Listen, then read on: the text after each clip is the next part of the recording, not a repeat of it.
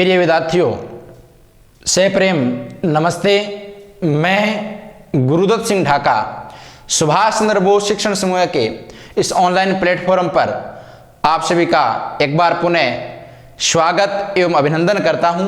प्रिय विद्यार्थियों, हम बात कर रहे थे कक्षा 10 का जो अपना विज्ञान विषय है उसका जो अध्याय 10 था, जिसका नाम था वैद्युत धारा, जिसमें हमने पिछले वीडियो में समानांतर क्रम संयोजन के बारे में पढ़ा और इस वीडियो में हम चर्चा करेंगे श्रेणी क्रम और समांतर क्रम संयोजन से संबंधित कुछ आंकिक प्रश्नों की।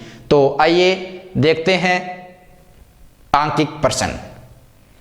अपना जो पहला आंकिक प्रश्न है वो है 1 ओम, 2 ओम व 3 ओम के 3 प्रतिरोध तार हैं।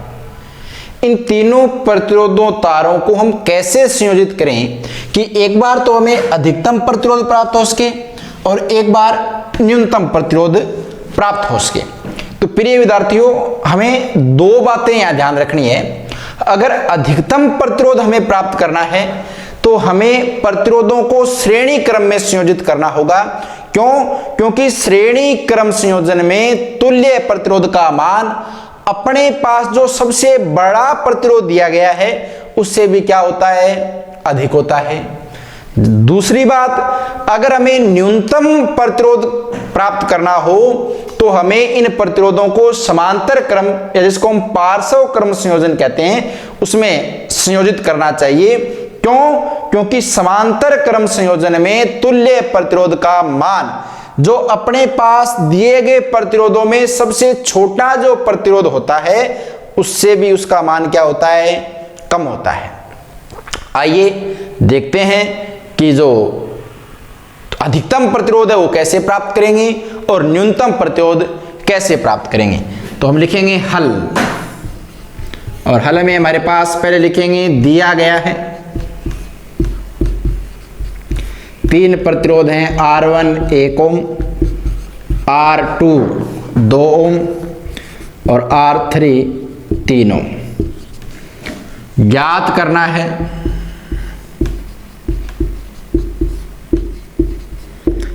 एक बार अधिकतम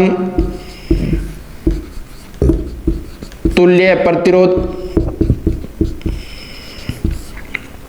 और एक बार न्यूनतम तुल्य प्रतिरोध।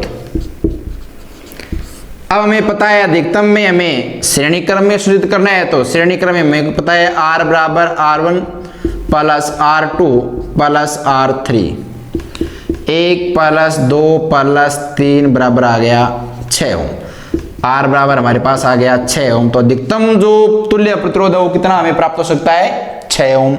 अब न्यूनतम अगर हम प्राप्त करें तो हमें इसको संयोजित करना है समानांतर क्रम में। तो 1/R बराबर 1/R1 plus 1/R2 plus 1/R3, 1/1 plus 1/2 plus 1/3। लघुत्तम आ गया 6, यहाँ आ जाएगा 6 प्लस में 3 प्लस में 2, 6 और 3 और 2 11/6 किसके बराबर है, 1/R के। R बराबर हमारे पास आ जाएगा 11, R बराबर 6, R बराबर आ गया 6/11 ओम।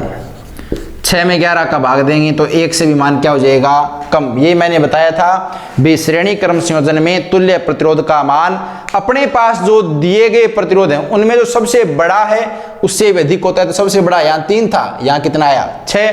और समानांतर क्रम संयोजन में तुल्य प्रतिरोध का मान हमारे पास जो दिए गए प्रतिरोध हैं उनमें जो सबसे छोटा प्रतिरोध है उससे भी क्या होता है, कम। तो छोटा कितना है, 1, जबकि 6/11 लगभग 0.6 के आसपास हमारे पास आता है। तो ये क्या हो गया, 1 से क्या हो गया, कम हो गया। अपना जो दूसरा आंकिक प्रश्न है वो है कि निम्न परिपथ में बिंदु A व B के मध्य हमें तुल्य प्रतिरोध ज्ञात करना है। 2 परिपथ हमें दिए गए हैं, एक परिपथ 1 और 2। पहले बात करते हैं परिपथ 1 की। इसमें हम देखें तो हमें एक त्रिभुजाकार आकृति में 3 प्रतिरोध 2, 2 और 2 ओम के 3 प्रतिरोध संयोजित किए गए हैं। और कौन सी आकृति है, त्रिभुजाकार आकृति है। तो हमें पहले तो इस आकृति को देखना है। इस आकृति को हम देखें तो मान लें ये कोई प्रतिरोध तार R1 है और ये R2 है और ये R3 है। R1 का ये सिरा A, ये B, ये R2 का सिरा A और ये B, और ये R3 का सिरा A और ये B। अब R1 का A सिरा और ये B सिरा, R2 के A सिरे और B सिरा अगर हम देखें तो R1 के B सिरे के साथ R2 का A सिरा जुड़ा है, तो ये दोनों प्रतिरोध R1 और R2 कौन से क्रम में हो गए? श्रेणी क्रम में हो गए। जबकि जो तीसरा प्रतिरोध है उसका A सिरा R1 के A सिरे से और B सिरा R2 के B सिरे के साथ जुड़ा है, तो यहां ये कौन से क्रम में हो गए? अगर इसको एक तार मान लें तो ये किसके साथ हो गई? समानांतर क्रम या पार्श्व क्रम में हो गए।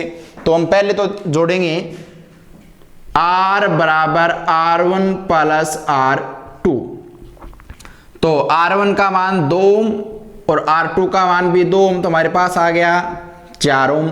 इसे हम मान लेते हैं RA आ गया हमारे पास 4 ओम। और इस R3 के साथ ये कौन से क्रम में जुड़ा है? RA समांतर क्रम में। तो हम लिखेंगे R1 बटा R बराबर 1 बटा RA प्लस 1 बटा R3, 1 बटा 4 प्लस 1 बटा 2, लघुत्तम आ गया 4, 1 प्लस 2 3 बटे 4 किसके बराबर? 1 बटा R के।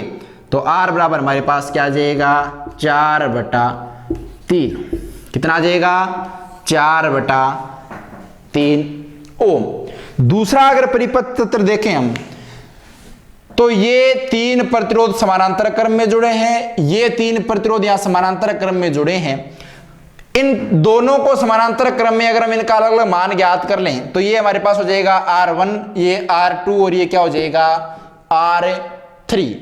तीनों कौन से क्रम में हो जाएंगे? श्रेणी क्रम में हो जाएंगे। तो पहले हम इन दोनों को पार्श्व क्रम में जोड़कर इनका मान ज्ञात कर लेते हैं।